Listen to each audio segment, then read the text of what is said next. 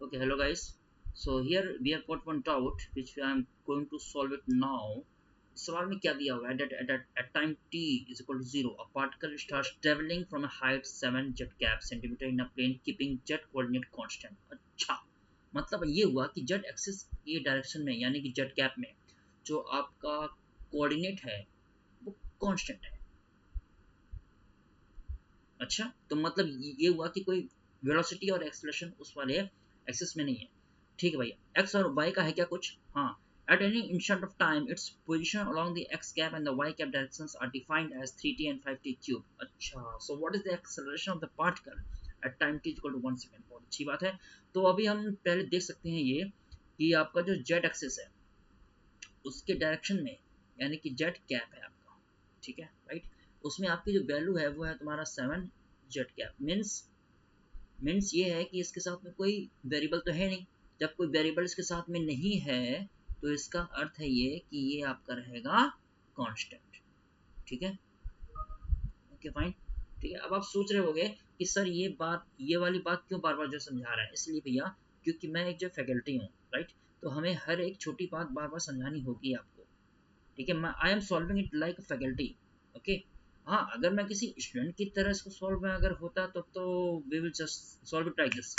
ठीक है, लेकिन नहीं, हमें आपको समझाना भी है। ठीक है, चलिए आते हैं, अब इस पे आते हैं। एक्स एक्सिस और वाई एक्सिस में क्या है? एक्स एक्सिस में है तो यानी कि एक्स कैप उसके डायरेक्शन में, मतलब ये आपका दिया हुआ है 3t दिया है। वाई एक्सिस में है यानी कि उसके डायरेक्शन में यानी कि वाई कैप आपका दिया हुआ है 5t क्यूब दिया हुआ है। ठीक है ना, राइट, ओके फाइन।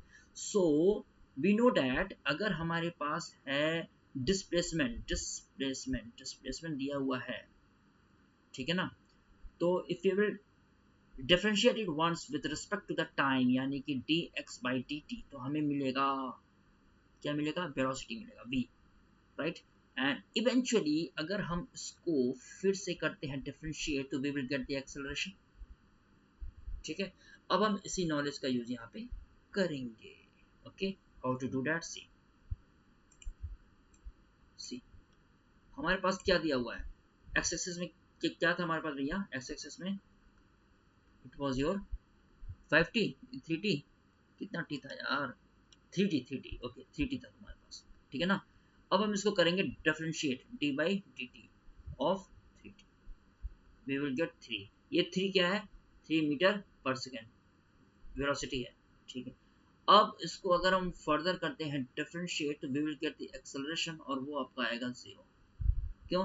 क्योंकि यार ये कांस्टेंट है, इसका जो डिफरेंशिएशन होगा वो क्या होगा? 0 होगा। अब आते हैं हम वाई एक्सिस पे। मतलब ये बात बिल्कुल तय हो गई कि हमारा कोई भी एक्सेलरेशन जेड एक्सिस और वाई एक्सिस सॉरी और एक्स एक्सिस में नहीं है। अब हम आते हैं वाई एक्सिस पे। वाई एक्सिस में हमारा कितना दिया है? 5t क्यूब दिया है। ठीक है, which implies that T by D T of 5t cube, ये है तुम्हारा 15t स्क्वायर। ये क्या है? हमारा वेलोसिटी है। अब हम इसको अगर इवेंचुअली फिर से करते हैं डिफरेंशिएट तो ये तुम्हारा आएगा 30t आएगा। ठीक है ना, और सवाल में ये दिया है कि that what is the acceleration at t is equal to 1 second. So at t is equal to 1 second यहाँ पे आपका आ जाएगा, इसके अंदर हम इसकी वैल्यू जो रख देंगे बेटा, ठीक है, तो वो आएगा तुम्हारा 30 इंटू 1 यानी कि 30 मीटर पर सेकेंड स्क्वायर। अब आप ये देख सकते हैं भली भांति कि हमारा कोई भी एक्सेलरेशन जेड एक्सिस में नहीं है, एक्स एक्सिस में नहीं है, वाई एक्सिस में है कितना? वो है तुम्हारा 30। ठीक है, और वाई एक्सिस में है यानी कि वाई एक्सिस के डायरेक्शन में है तो वो आपका आएगा 30 Y cap. So your answer is B, that is your 30 Y cap. Well I hope that you might have enjoyed this one. Thank you very much. अगर आपके पास और भी हो डाउट्स तो please send me out. Thank you very much.